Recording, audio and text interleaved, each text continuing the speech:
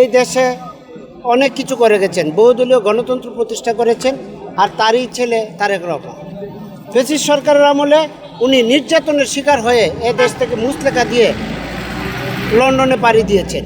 আজকে 18 বছর পর উনি দেশে আসছেন। বর্তমান দেশের ক্রান্তি লগ্নে ওনাকে খুব বেশি প্রয়োজন জনগণের, এটা অনুভব করে ওনার বর্তমান পরিস্থিতি এই দেশের সংকটময় চিন্তা করে উনি দেশে আসছেন।